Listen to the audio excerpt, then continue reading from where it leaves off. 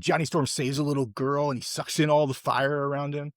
An invisible woman strips off all her clothes and turns invisible.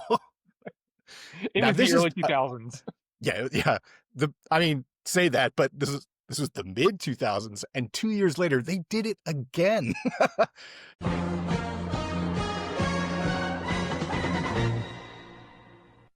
What's going on, everyone? 2025 is the 20th anniversary of Joe Loves Crafty Movies, and we're taking a look back at the movies of Joe Loves Crafty Movies.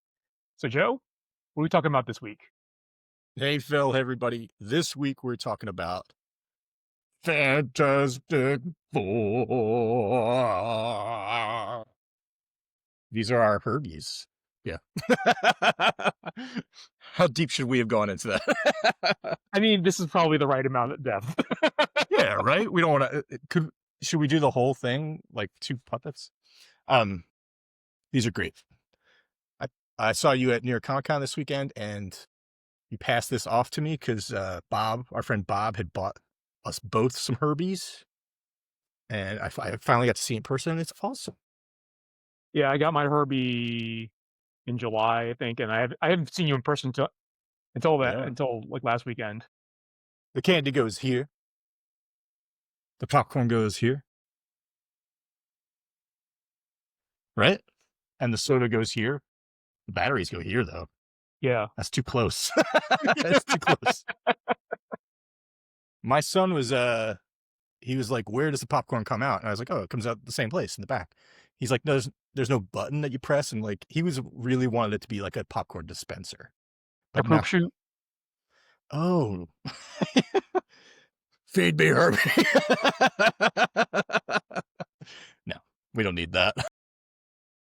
We are talking about 2005's Fantastic Four because we have already talked about 2025's Fantastic Four. Did we? We did a We review did, of that, yeah. right? Yeah. Yeah. And in that review, we also talked about 2020 or 2005's Fantastic Four, as well as Roger Corman's Fantastic Four from Yeah, we did 1990, whatever. I think it was 91. 4, 3, 2? It's got to be 4, right? Did it come out on 4/4 94? It did not come out at all. Sad. So sad. But yeah, so I feel like over the summer we did talk about Fantastic Four a lot, but I did rewatch 2005's again, which is of course the one directed by Tim Story, starring Jessica Alba, Johan Griffin. Is that his name? Gruffold, I think is Gruffhold, I don't know how it's pronounced, but that's how it's spelled. Michael Chiklis, Chris Evans, Kerry Washington's in there for somehow. Although she's great. And Julian McMahon, who played Dr. Doom, who's R.I.P., has passed on. But he's terrific in this movie. I think everyone's kind of good in this movie. We talked about it over the summer, so I wanted to zero in this discussion on a couple of key scenes that really stick with me, not just this viewing, but every time I watch it. I feel like, okay, so one of them is this scene on the bridge. It starts out with the Thing sitting on the bridge. He's got a parrot on his shoulder that poops on him. And there's a jumper, and he stops the jumper from jumping. He stops the jumper from jumping because the jumper is terrified of this giant orange monster sitting on the bridge. So he backs up and falls into traffic, and the Thing has to jump into traffic to save him. There's a huge accident. And the scene that follows gives you a lot of the good and bad of what you see. I really love this scene because it is full of action, and it's a good mix of practical and special effects. We get to see everyone's powers at work. Mr. Fantastic stretches to save somebody. The Thing gets hit by a truck, and he stops it. It's not like the truck just hits him; he stops the truck. Johnny Storm saves a little girl, and he sucks in all the fire around him. An invisible woman strips off all her clothes and turns invisible. It was the early 2000s. Yeah. Say that, but this was the mid 2000s, and 2 years later they did it again. They find a reason in every movie for Jessica Alba to take her clothes off in these Fantastic Four movies. An invisible woman strips off all her clothes, and turns invisible. It Now was the this is early 2000s. yeah, yeah.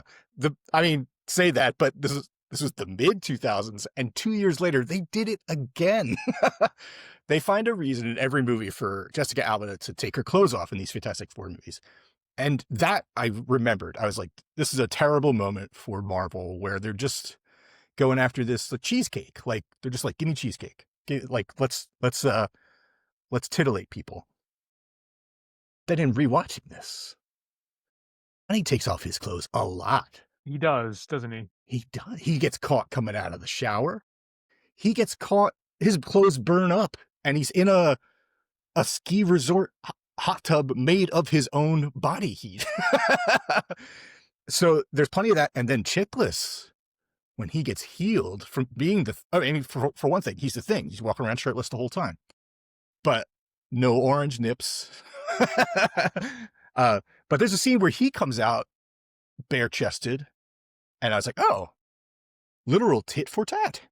Like we are getting as much beefcake as we are cheesecake. Although, here's the difference: beefcake serves the story. Both of those, this is our story important. Yeah. The cheesecake is the stupidest thing in the world because Reed's like, they're like, we can't get through this crowd. And Reed's like, well, not all of us can. So insinuating that she can turn invisible. And she's like, oh yeah, that makes sense. It doesn't. So so she turns invisible. She starts taking her, and then he's like, you got to take your clothes off. And every other guy behind him is like, yeah, you got to do that. So she does that, and then she turns visible, and it's a whole misunderstanding. But here's the thing: she eventually turns invisible, continues to take off all of her clothes, and then just runs into the people and says, "Get away!" And then the boys sneak around the side. It's not a plan. They try to confuse us into thinking it's a plan. It's not. Right? That's the worst thing in this scene by far. But there's more. There's tons of product placement in this movie. Fresh Direct gets a huge shout out in this scene. I pulled a picture. You can see it there. But that happens throughout. There's tons of product placement in this movie. Lots of Burger King, lots of everything you'll see. But back to the good. Let's flip flop back to the good. Love that this scene really captures what the movie does with visual effects. Like I said earlier, practical effects are huge. These are real trucks, real cars, real fire engines. There's tons of people there, and that's not an easy thing to do. It's like have all these people and have it look like a good scene. But that mixed in with the visual effects is really strong. And story-wise in this scene, this is the scene where no one has seen the Fantastic Four before, so everyone's scared of the Thing. This is the scene where he wins them over. He does it almost by himself. Like everyone else plays a part, but he's the one that kind of drags this fire engine back onto the bridge. And then the crowd gathers around him, and the cops are like, lay down on the ground. And the firemen are like, no, America's, or this city's finest, city's bravest have something to say about this. And they like give their approval to him. And even the crowd is like, yeah, he did the right thing. So this is the scene where New York accepts the Fantastic Four, and that's a huge deal for the story. I love this scene, and it doesn't end there. There's a little bit more. Do you remember who plays Michael Chiklis's girlfriend in this movie, or fiance, before he meets Alicia Masters? I don't remember her name, but it is the same actress that plays Andrea on The Walking Dead. Yeah, her name's Lori in real life, but yeah, it's Andrea from The Walking Dead. Terrific actress, has proven to be a terrific actress in many things that we've seen her from before. She's got 2 scenes in this movie, and both are rough. Her first one takes place at night. The Thing escapes from, he's gone full Thing. He escapes and goes to her because he loves her, and he's terrified and he's scared. He calls her and he says, can you come outside? Or no, he's like, I'm here. And you see her look out the window, and she's like, where are you? And she's got like this nightie on, like a nightie with a like Yeah. camisole. It's like, but also she wasn't expecting him, but she was down to clown. She was ready. So why was she dressed like that if she wasn't expecting him? But let's not cross that bridge because then she comes outside wearing that, which is madness. I don't for anyone that's ever lived in New York or um, even visited New York or seen New York on a television screen. This is not a good move. You don't go outside in your underwear. And she's full out, just like it's all open. No like faux cover up, like faux shame. She's like, what's going on? And it's a real bad move and a bad look. Even though she's very pretty and she looks great. But it's not realistic at all. Do you remember that scene? Yeah. So, like, I feel like that's not a good move, like, in New York City. It's not a good move anywhere. Like, who goes outside their house in their Yeah. intimates? Like, you know what I mean? No. A lazy dad that just wants to grab the paper on a Sunday morning? Maybe. But, you know, anybody else? No. So that's her worst scene, but she's also in this bridge scene. Um, and she sees the thing even after everyone has embraced her. And then he spots her in the crowd and she's like, and he starts walking towards her and she's like, no. Like she says, like she doesn't speak at all in the scene, but she kind of waves him off. And then she takes off the ring and puts it on the ground. She puts it on the ground, which is madness. Also, like this is an insane person who goes outside in her underwear, puts diamond rings on the ground in New York City, even on a bridge. But there were hundreds of people there, and the thing comes over to reclaim the ring, but his big fingers can't pick it up. It's so sad. That's one of a couple of big finger jokes. He's bro can't dial a phone. It's very funny. But it offers a great moment for Reed to come over and sort of help him. And anyway, long story short, that scene I think really sums up a lot of what I love about the movie. Um, and just overall, I think the four of them are great. I think I love the action. This is I think that this movie it's very much of its time. It's tricky. It was in a time where superhero movies were super safe. Like no risks were being taken and people were still eating it up. This is after the Spider-Man films came out. People really embraced those. And this is kind of using the same playbook. It's super safe. But this year we got our super not safe version of the Fantastic Four. And I like it better, but it's not perfect or great even. As a huge Fantastic Four fan, I think about like what the best Yeah. moments of the team are in the comics. And I think I love it more when it's smarter than I am. And I think this movie is just as dumb as I am.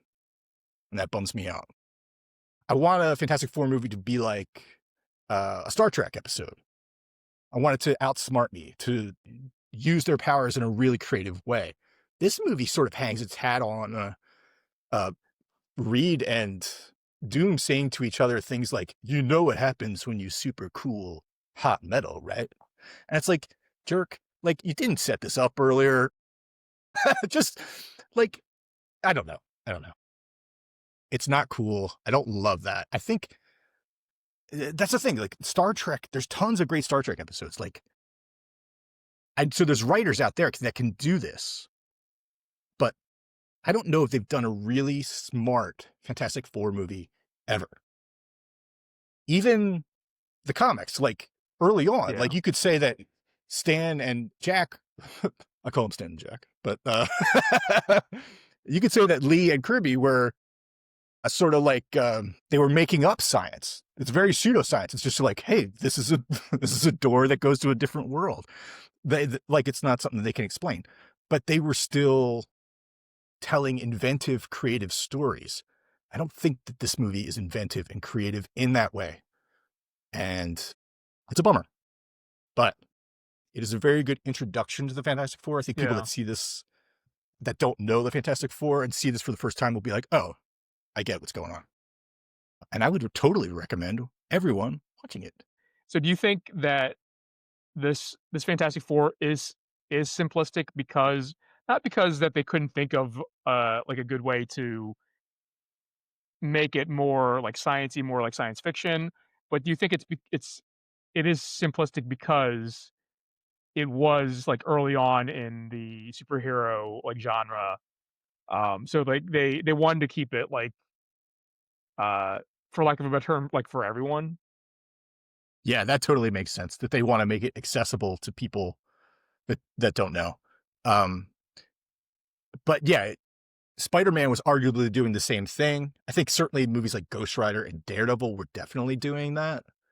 All very safe films, sort of following a template. But it's what's weird is, like, I like Julian McMahon in this movie. I don't think they got Doom right in this movie, though. But at the same time, I don't think Spider-Man got Green Goblin right, and Yeah. I don't think Ghost Rider got Mephisto right.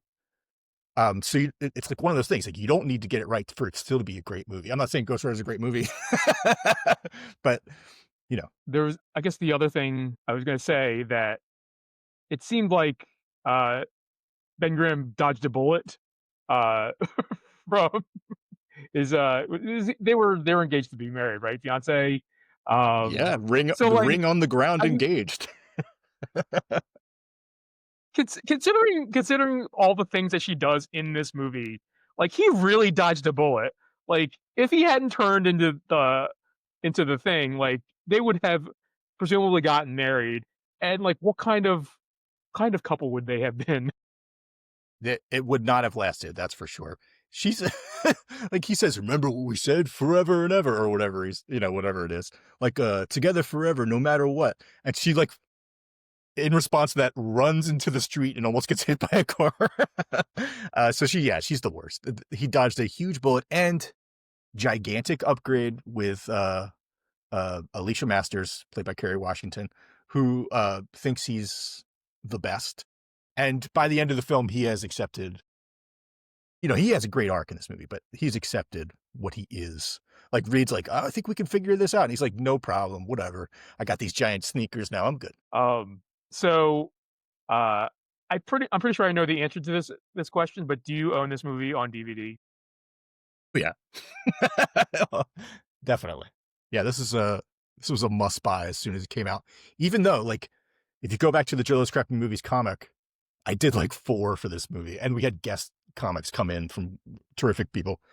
Um, because it was like a big deal at the time. Of course, it was Fantastic Four. We're a bunch of comic nerds. But I did a couple of comics for this movie that were like disappointment. Like, I think, it's me going to the movie and then being, uh, you know, disappointed, and then just like a shot of my garbage can filled with my long box of Fantastic Four comics. Um, but it really isn't that bad. Like, I think, yeah, I was probably purposely being dramatic just to be funny, but this is totally fun and, totally watchable and no complaints, actually. I mean, tons of complaints, but whatever. Yeah. Um, and so we're not doing the over under anymore, but this is a movie that I actually have watched. Hey! Um, yeah. Yeah. Should we do the over under again? I don't know if we should do it again. I like maybe we keep track of it, but not do the whole like over under. Um, Yeah, it's still fun to keep track of. I agree. all right. So Joe, is there a movie that you would recommend? I was trying to think of a movie that I would recommend that's a great team movie, that really captures the team spirit that I think this movie captures, but still does it better. It's hard to argue with what James Gunn did with the Guardians of the Galaxy. Um, I mean, by the end of that trilogy, you're on such a roller coaster with that team. You love them in a way that you don't love the Fantastic Four, even if you love the Fantastic Four. Does that make sense? Like, it's crazy that they're all like, Drax the Destroyer, he's gonna be everyone's favorite one day. That's crazy that they took, like, such randos and made them beloved. Do you know what I mean? Yeah. Yeah, Guardians is an easy watch and so fun and really has that spirit of the spirit of, like, not just teamwork, but, like, adventure, space adventure, and, you know, you know, re- it does really weird stuff. So yeah, Guardians for sure. Cool. Um, Now, do you have any closing thoughts on Fantastic Four 2005? I would recommend everyone to go watch it because it's still fun and it will still be fun for a long time. But even if you don't go watch it, go find that scene on the bridge and really try to appreciate what's going on there. And then find that scene of Debbie is her name, is the character's name. Find that scene of Debbie in the street. It's weird. Like, and don't ever do it. Show it to your kids and be like, never do this. there should have been a, this should have taken them from a PG rating to a hard R because it is not appropriate for children. That scene, dangerous. That's it. We're done. So what did you think of Fantastic Four 2005? Let us know in the comments below. And if you like this video, be sure to give us a like, give us thumbs ups, and if you're new here, feel free to subscribe, and we'll catch you all in the next one.